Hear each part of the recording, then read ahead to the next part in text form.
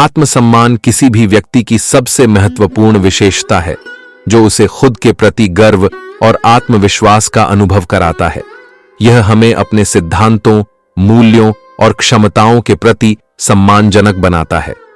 आत्मसम्मान का निर्माण हमारे विचारों, कार्यों और आत्मचेतना से होता है। गीता के अनुसार आत्मसम्मान का अर्थ है अपने मन पर नियंत्रण रखना, अपने कर्तव्यों का पालन करना और जीवन के हर पहलू में संतुलन बनाए रखना। आत्मसम्मान हमें न केवल दूसरों से सम्मान दिलाता है बल्कि खुद को एक बेहतर व्यक्ति बनने के लिए प्रेरित करता है। आत्मसम्मान आपका सबसे बड़ा धन है, इसे कभी मत खोने दें। अपने आप पर भरोसा रखें, यही सच्चा आत्मसम्मान है। आत्मसम्मान का निर्माण अपने काम और विचारों से होता है। जो खुद को सम्मान नहीं देता उसे दूसरों से सम्मान की उम्मीद नहीं करनी चाहिए। अपने सिद्धांतों के लिए खड़े रहना आत्मसम्मान का प्रतीक है। आत्मसम्मान दूसरों की स्वीकृति पर निर्भर नहीं करता। अपनी गलतियों से सीखना आत्मसम्मान को बढ़ाता है। दूसरों की तुलना में खुद की तुलना करना आत्मसम्मान का हनन करता है। आत्मसम्मान का मतलब है खुद को सुधारने का निरंतर प्रयास करना। आत्मसम्मान के बिना जीवन अधूरा लगता है। आत्मसम्मान जीवन में संतुलन और शांति लाता है। आत्मसम्मान का अर्थ है खुद को कभी कमतर न आंकना। अपने लक्ष्यों को पूरा करने की कोशिश आत्मसम्मान को मजबूत करती है। आत्मसम्मान दूसरों से प्रशंसा की आवश्यकता को कम करता है। जब आप अपने विचारों का सम्मान करते हैं तो आप आत्मसम्मान पाते हैं। आत्मसम्मान आत्मप्रेरणा का आधार है। अपने निर्णयों पर भरोसा करना आत्मसम्मान की निशानी है। आत्मसम्मान आपको कठिन समय में गिरने से बचाता है। जो अपने आत्मसम्मान को बचाता है वह सच्चा योद्धा है। आत्मसम्मान हमें जीवन में नकारात्मकता से बचाता है। आत्मसम्मान का मतलब है अपने सिद्धांतों के साथ समझौता न करना। जब आप खुद से प्यार करते हैं तो आत्मसम्मान बढ़ता है। आत्मसम्मान दूसरों की राय से प्रभावित नहीं होता। आत्मसम्मान हमारे आत्मविश्वास को मजबूत करता है। आत्मसम्मान का निर्माण छोटे छोटे सकारात्मक कदमों से होता है। आत्मसम्मान दूसरों को प्रेरित करने की शक्ति देता है। जो अपने आत्मसम्मान को बनाए रखता है वह सच्चा विजेता है। आत्मसम्मान एक मजबूत चरित्र की पहचान है। आत्मसम्मान के बिना जीवन दिशाहीन हो जाता है। आत्मसम्मान वह ताकत है जो आपको हर चुनौती का सामना करने में सक्षम बनाती है। गांव में मोहन नाम का एक साधारण किसान रहता था। वह मेहनती और ईमानदार था, लेकिन उसका आत्मसम्मान कम था। गांव के कुछ लोग उसे तुच्छ समझते थे और हमेशा उसका मजाक उड़ाते थे। एक दिन गांव में एक प्रसिद्ध संत का आगमन हुआ।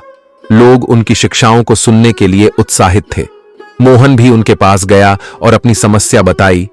संत जी, मैं मेहनत करता हूं, लेकिन लोग मेरा मजाक उड़ाते हैं। मुझे लगता है कि मेरी कोई कीमत नहीं है। संत ने मुस्कुराते हुए मोहन से कहा, क्या तुम मेरी मदद करोगे? मोहन ने तुरंत हां कह दिया। संत ने एक पुरानी मिट्टी से ढकी अंगूठी निकाली और कहा, इस अंगूठी को बाजार में जाकर बेचो, लेकिन ध्यान रखना, इसे एक सोने के सिक्के से कम में मत बेचना। मोहन बाजार गया और अंगूठी को बेचना शुरू किया। हर दुकानदार ने उसे कहा, यह अंगूठी साधारण है, इसका कोई मूल्य नहीं है। कोई उसे चांदी के सिक्के की पेशकश करता तो कोई मात्र तांबे के। मोहन ने मना कर दिया और वापस संत के पास लौट आया। उसने कहा, संत जी, कोई इसे सोने के सिक्के में खरीदने को तैयार नहीं था। संत ने मुस्कुराकर कहा, अब इसे सुनार के पास ले जाओ और इसकी कीमत पूछो। मोहन सुनार के पास गया। सुनार ने अंगूठी को ध्यान से देखा और कहा, यह तो दुर्लभ हीरा है, इसकी कीमत लाखों में है। मोहन हैरान हो गया और वापस संत के पास गया। संत ने समझाया, मोहन, यह अंगूठी तुम्हारी तरह है। सामान्य लोग इसकी कीमत नहीं समझ सकते क्योंकि वे इसे पहचानने की योग्यता नहीं रखते, लेकिन इसका मूल्य वही जानता है जो इसे समझता है। इसी तरह तुम्हारा आत्मसम्मान दूसरों की राय पर निर्भर नहीं करता। तुम्हारी असली कीमत तुम्हारे गुण, मेहनत और आत्मविश्वास में है। उस दिन मोहन ने सीखा कि आत्मसम्मान की शक्ति खुद को पहचानने और अपनी कीमत समझने में है। भगवद गीता में भगवान कृष्ण बताते हैं कि आत्मसम्मान आंतरिक विकास और जीवन के उद्देश्य को प्राप्त करने के लिए आवश्यक है। उदाहरण के लिए 6 अध्याय के श्लोक 5 में कृष्ण कहते हैं, उद्धरेदात्मनात्मानम नात्मानम वसादयेत आत्मैव ह्यात्मनो बंधुरात्मैव रिपुरात्मनः। मनुष्य को अपने मन के द्वारा अपने आप को ऊपर उठाना चाहिए और अपने आप को नीचे नहीं गिराना चाहिए। मनुष्य का मन ही उसका मित्र है और मन ही उसका शत्रु है। यह श्लोक इस बात पर जोर देता है कि आत्मसम्मान बनाए रखना जीवन की चुनौतियों को पार करने, मानसिक रूप से मजबूत रहने और आत्म साक्षात्कार की ओर बढ़ने में मदद करता है। आत्मसम्मान वाला व्यक्ति आत्मविश्वास, स्पष्टता और साहस प्राप्त करता है, जिससे वह जीवन की जिम्मेदारियों को नकारात्मकता में गिरे बिना निभा पाता है। जब आत्मसम्मान खो जाता है तो व्यक्ति बाहरी प्रभावों के प्रति संवेदनशील हो जाता है और अपने मन पर नियंत्रण खो देता है। गीता में भगवान कृष्ण चेतावनी देते हैं कि आत्मसम्मान की कमी से संदेह, अनिर्णय और अपने कर्तव्यों को निभाने में विफलता होती है। आत्मसम्मान के बिना व्यक्ति अपने मूल्यों से समझौता कर सकता है और नकारात्मक विचारों को हावी होने दे सकता है, जिससे मानसिक अशांति और असंतोष होता है।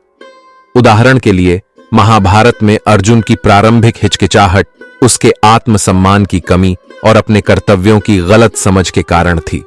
कृष्ण ने उसे उसके योद्धा धर्म और उच्च उद्देश्य की याद दिलाकर उसका आत्मसम्मान फिर से जगाया। गीता का यह संदेश है कि आत्मसम्मान न केवल एक गुण है, बल्कि एक पूर्ण और धर्ममय जीवन के लिए आवश्यक है। यह व्यक्तिगत विकास, आंतरिक शांति और आध्यात्मिक प्रगति की नींव के रूप में कार्य करता है। इसके विपरीत आत्मसम्मान की हानि भ्रम, निर्भरता और अपूर्ण क्षमता की ओर ले जाती है। जिंदगी चुनौतियों से भरी होती है और कभी-कभी ऐसा लगता है जैसे पूरी दुनिया हमारे खिलाफ है। लेकिन सच्ची ताकत कभी न गिरने में नहीं, बल्कि हर बार गिरकर उठने में होती है। यह कहानी एक साधारण व्यक्ति की है, जिसने अनगिनत कठिनाइयों के बावजूद आगे बढ़ने का साहस पाया। आइए उस प्रेरणादायक यात्रा में डूबें, जहां उसने अपनी असफलताओं को सफलता की सीढ़ियां बना लिया। आइए इन कहानियों के माध्यम से गीता के अनमोल विचारों से प्रेरणा लें और अपने जीवन को नई दिशा में आगे बढ़ाएं। यह कहानी है छोटू की हिम्मत कि किसी गांव में छोटू नाम का एक छोटा लड़का रहता था। छोटू बहुत ही चंचल, समझदार और खुशमिजाज था। उसे पढ़ाई के साथ साथ खेलकूद में भी बहुत मजा आता था, लेकिन उसके मन में एक कमी थी। हर बार जब भी उसे किसी कठिनाई का सामना करना पड़ता, वह हिम्मत हार जाता था। वह अक्सर सोचता था, मैं क्यों कोशिश करूं जब मुझे लगता है कि मैं हार जाऊंगा। एक दिन स्कूल में खेल प्रतियोगिता होने वाली थी। गांव के सारे बच्चे उस प्रतियोगिता के लिए तैयारी कर रहे थे। छोटू भी अपने दोस्तों के साथ दौड़ में भाग लेना चाहता था, लेकिन उसके मन में संदेह था कि वह दौड़ जीत नहीं पाएगा। उसकी मां ने उसकी यह चिंता देखी और उसे समझाया, बेटा, जीतना ही सब कुछ नहीं होता। असली खुशी उस मेहनत में होती है जो हम किसी काम को पूरा करने के लिए करते हैं। कोशिश करना कभी बंद मत करना। मां की बातों ने छोटू के दिल में कुछ हलचल मचाई, लेकिन वह अभी भी थोड़ा घबराया हुआ था। खेल प्रतियोगिता के दिन सभी बच्चे बहुत उत्साहित थे। दौड़ की शुरुआत हुई और छोटू दौड़ने लगा। कुछ ही समय में वह थकने लगा और उसके मन में हार मानने का ख्याल आने लगा। तभी उसे अपनी मां की बातें याद आईं। कोशिश करते रहो, हार मानने का मतलब है कि तुमने खुद को मौका ही नहीं दिया। छोटू ने अपनी हिम्मत बटोरी और पूरी ताकत से दौड़ने लगा। हालांकि वह दौड़ में जीत नहीं पाया, लेकिन उसने अपनी पूरी मेहनत और हिम्मत दिखाई। दौड़ के अंत में उसे भले ही कोई इनाम नहीं मिला, लेकिन उसके दिल में एक संतोष था। उसे महसूस हुआ कि हार जीत से ज्यादा महत्वपूर्ण है कि हम अपना सर्वश्रेष्ठ दें। प्रतियोगिता के बाद छोटू अपने घर लौटा और मां से बोला, मां, मैं दौड़ में नहीं जीत पाया, लेकिन मुझे अब समझ में आ गया कि असली खुशी अपने डर और शंकाओं को हराने में है। मां ने छोटू को गले लगाते हुए कहा, बिल्कुल सही बेटा, यही जिंदगी का असली सबक है। हमें कभी हार मानकर रुकना नहीं चाहिए। इसके बाद छोटू ने कभी किसी भी चुनौती से डरकर हार मानने की सोची नहीं। वह हमेशा हर परिस्थिति में अपनी पूरी मेहनत और जोश से काम करता, चाहे परिणाम कुछ भी हो। उसकी हिम्मत और आत्मविश्वास ने उसे गांव के सबसे प्रिय और साहसी बच्चे बना दिया। हर स्थिति में डटे रहना, चाहे वह कठिन हो या आसान, हमें सिखाता है कि असली जीत कोशिश करने में है, न कि हार मानने में।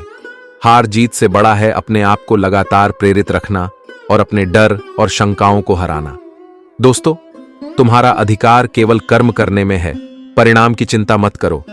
छात्रों को मेहनत और परिश्रम पर ध्यान देना चाहिए, फल अपने आप मिलेगा। सफलता और असफलता को समान मानकर अपने कर्तव्य का पालन करो।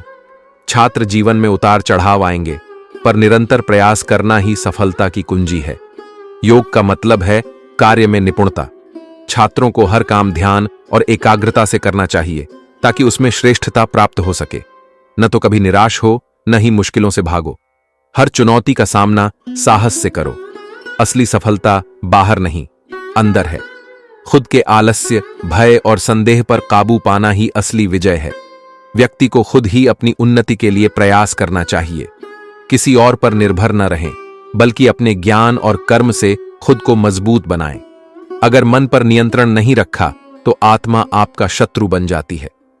संयमित छात्र जीवन के लिए आत्मनियंत्रण जरूरी है। चाहे परीक्षा की तैयारी हो या जीवन का कोई अन्य लक्ष्य, उसमें पूरी निष्ठा और समर्पण से लगे रहो। मानसिक शांति के बिना कोई भी ज्ञान या सफलता प्राप्त नहीं की जा सकती।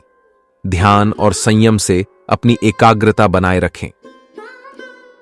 दूसरी कहानी है विजय की असली परिभाषा कि राजू एक छोटे से गांव का साधारण लड़का था। उसकी आंखों में बड़े सपने थे और दिल में उन सपनों को पूरा करने का जुनून। उसकी सबसे बड़ी चाहत थी कि वह एक दिन गांव का सबसे अच्छा किसान बने, ताकि उसका परिवार खुशहाल जीवन जी सके। राजू के पिता भी किसान थे और उन्होंने राजू को खेती के सारे गुण सिखाए थे, लेकिन राजू को खुद पर पूरा भरोसा नहीं था। एक दिन गांव में कृषि प्रतियोगिता का आयोजन हुआ, जिसमें सबसे अच्छे किसान को इनाम के रूप में एक ट्रैक्टर दिया जाना था। राजू ने भी इसमें भाग लेने का फैसला किया। उसने सोचा कि अगर वह यह ट्रैक्टर जीत लेता है, तो वह अपने खेत को और भी अच्छे से संभाल सकेगा और परिवार को बेहतर जीवन दे सकेगा। प्रतियोगिता शुरू हुई और राजू ने अपनी पूरी मेहनत और लगन से फसल उगाने का काम किया, लेकिन किस्मत ने साथ नहीं दिया। बारिश कम हुई और राजू की फसलें सूख गईं। जब प्रतियोगिता का परिणाम घोषित हुआ, तो राजू हार गया। वह बहुत दुखी था। उसे ऐसा लगा मानो सारी दुनिया उसके खिलाफ हो गई हो। उसने सोचा, मैंने इतनी मेहनत की, फिर भी हार गया। अब मुझसे कभी कुछ नहीं होगा। राजू की यह हालत देखकर उसके पिता ने उससे कहा, बेटा, असली हार तब होती है जब हम कोशिश करना बंद कर देते हैं। असफलता केवल एक सबक है जो हमें बताती है कि हम कहां गलत हुए। अगर तुम इस हार से सीखोगे और दोबारा कोशिश करोगे, तो निश्चित ही एक दिन सफलता तुम्हारे कदम चूमेगी। राजू को अपने पिता की बातों में दम लगा। उसने सोचा, मैं हार गया, लेकिन इसका मतलब यह नहीं कि मैं फिर से कोशिश नहीं कर सकता। उसने अपनी गलतियों को समझा और अगले साल की प्रतियोगिता के लिए फिर से तैयारी शुरू कर दी। इस बार उसने और भी ज्यादा मेहनत की, अपने खेत की देखभाल की, पानी की सही मात्रा का ध्यान रखा और सही समय पर बीज बोए। फिर से वही प्रतियोगिता आई। इस बार भी राजू ने अपनी पूरी लगन से खेती की। बारिश भी समय पर हुई और उसकी फसलें इस बार लहलहा उठीं। जब प्रतियोगिता का परिणाम घोषित हुआ, तो इस बार राजू की फसल सबसे बेहतरीन थी और उसे विजेता घोषित किया गया। राजू को ट्रैक्टर मिला और उसने गर्व से अपने पिता को वह ट्रैक्टर सौंपा। लेकिन इस जीत ने राजू को एक और बड़ी सीख दी। उसे यह समझ में आ गया कि असफलता से डरना नहीं चाहिए। असफलता हमें केवल यह बताती है कि हम में सुधार की गुंजाइश है। अगर हम अपनी गलतियों से सीखें और फिर से कोशिश करें, तो हमें सफलता अवश्य मिलती है। राजू की यह कहानी पूरे गांव में मशहूर हो गई। लोग उसे एक प्रेरणा की तरह देखने लगे। अब जब भी कोई किसान किसी मुश्किल से गुजरता, वह राजू से प्रेरणा लेता और अपनी कोशिश जारी रखता। असफलता अंत नहीं है, बल्कि यह हमें खुद को बेहतर बनाने का मौका देती है। हमें असफलताओं से घबराना नहीं चाहिए, बल्कि उनसे सीखकर फिर से कोशिश करनी चाहिए। हर कोशिश के साथ हम अपनी मंजिल के और करीब आते हैं। हार वही है जो अपनी कोशिशें छोड़ देता है और विजय उसी की होती है जो कभी हार मानता ही नहीं। जय श्री कृष्ण।